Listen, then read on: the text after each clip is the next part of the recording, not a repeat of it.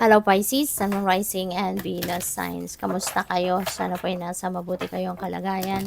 Welcome back po sa Star Tarot. At kung bago kayo rito, welcome din po kayo. Please subscribe, like, share my videos, and leave me a comment kung nakaresonate po kayo. Thank you.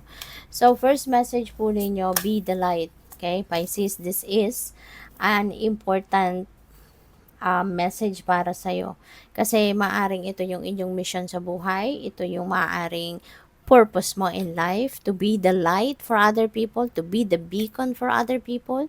Maaring ikaw ay lapitin, no, ng mga tao sa paligid mo when they need advice, when they need clarity, when they need to clear up their minds. Maaring ikaw yung kanilang nilalapitan kasi siguro magaling kang mag-advise or talagang your words are very powerful siguro at nababago mo yung takbo ng isip ng ibang tao for the better.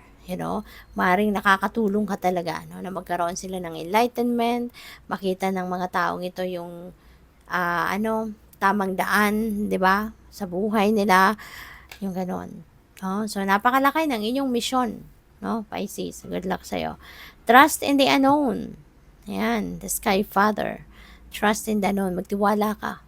Magtiwala ka sa divine, magtiwala ka sa inyong spirit team kasi minsan, 'di ba, merong mga nangyayari sa buhay natin na hindi natin hahanapan ng sagot, hindi natin nahahanapan ng justification, hindi natin nahahanapan ng rason.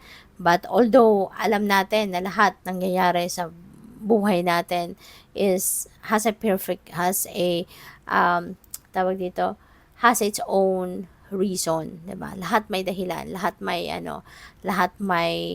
rason ang mga pangyayari sa buhay natin. Pero alam natin ganoon, pero sometimes hindi natin alam ano nga ba ang rason. Anong specific na nangyayari sa buhay mo, 'di ba? So, this is a reminder para sa inyo, no, na hindi natin kailangang for us to embrace whatever is happening in our lives, 'di ba? Hindi natin kailangang para ma-embrace natin ito, para matanggap natin ito, dapat ma-justify muna kung bakit nangyayari, 'di ba? Kasi nga kailangan nating let's just embrace it. Kasi alam naman natin na life in itself is a mystery. 'Di ba? Marami ang mga nangyayari sa buhay natin that are beyond our control. Maraming nangyayari sa buhay natin na hindi natin maintindihan. Pero alam mo, wag na nating hintayin, wag na nating before we take action, before we embrace anything na nangyayari sa buhay natin, wag na nating hintayin na maintindihan pa natin. Kasi in God's perfect time, 'di ba? He will show us why, no? Sadyang may mga pangyayari na sa ngayon, wag na nating intindihin kung ano ang dahilan kung bakit nangyayari yan. Let's just go with the flow. Let's allow, things to unfold. We just need to, sometimes kasi we just need to trust in the unknown, hindi ba? We just need to trust the divine plan. Okay? Kasi lahat naman, 'di ba? If you also believe, no, yung mga nangyayari sa buhay natin, in the end, it is for our highest good, 'di ba? So, your next message is the summer. Bask in joy and light. Yan. So, most likely, marami dito pwede mga blessings, no, na dadating, mga blessings na you will be appreciating much. Kaya mas magiging masayang-masaya ka about it.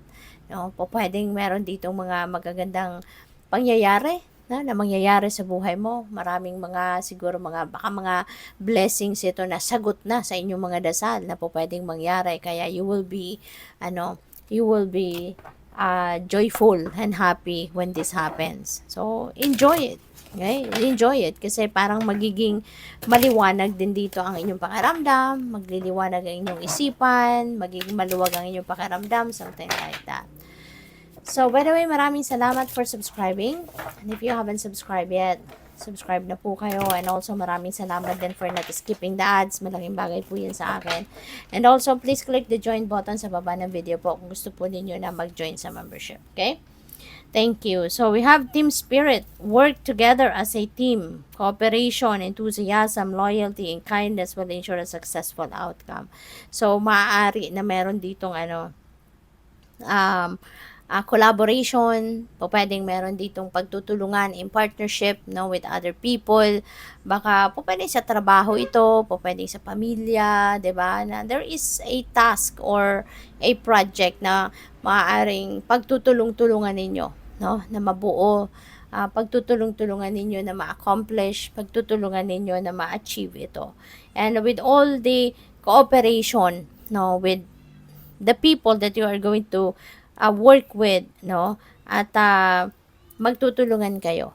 Magtutulungan kayo. And hindi lang yung success mo dito will also be their success, and their success will also be your success. Kaya maaaring matuto ka din dito na makisama, matututo ka din dito na makipagtulungan sa iba. Kasi po pwedeng nasanay ka na nagtatrabaho ka mag-isa. Maaring nasanay ka na you are doing things or any task, 'di ba? Or ano man trabaho na all by yourself, pero ngayon it's going to change kasi meron kang mga makakasama, meron kang mga makakatulong. So follow your intuition, discernment. Okay? This is an important reminder para sa iyo, no? Na pakinggan mo yung inyong intuition. No, always remember na yung intuition mo is your 24/7 guide. Okay?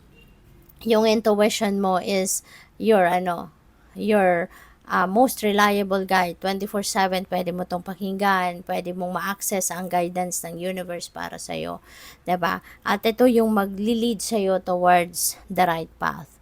Always mas magtiwala ka at masundin mo kung anong binubulong ng intuition mo. Kasi mas ito yung magdadala sa iyo sa tagumpay, mas ito magdadala sa iyo sa tamang daan, 'di ba? Rather than listening to mga sutsot or sulsol ng ibang tao, mas yung sinasabi ng intuition mo as ang mas paniwalaan mo, kasi makakasiguro ka na it will not lead you astray, bagkus it will lead you to the right path. Okay? Dadalhin ka nito sa right direction. So we have beautiful souls. You inspire and uplift others. Napakaganda. So be the light. You know what, Pisces, maaring ito talaga ang inyong mission sa ngayon. Maaring ito yung life purpose mo sa ngayon, ano? Na maging ikaw talaga yung maging ilaw, no? Ng ibang tao. Ikaw yung magsisilbing liwanag sa buhay ng ibang tao. Ikaw yung magbibigay sa kanila ng inspiration, ng motivation. Ikaw yung magsisilbing inspirasyon nila, 'di ba? They are going, or you are going to uplift others or help uplift other people. So maaring nasa mga kamay mo 'yan sa ngayon, ano? And kudos to you because ikaw yung pinili, no? Ikaw ang chosen ng divine universe to do this, no? Para sa ibang tao, to be of service to the people. So good luck. Thank you for watching Love and Light. Namaste.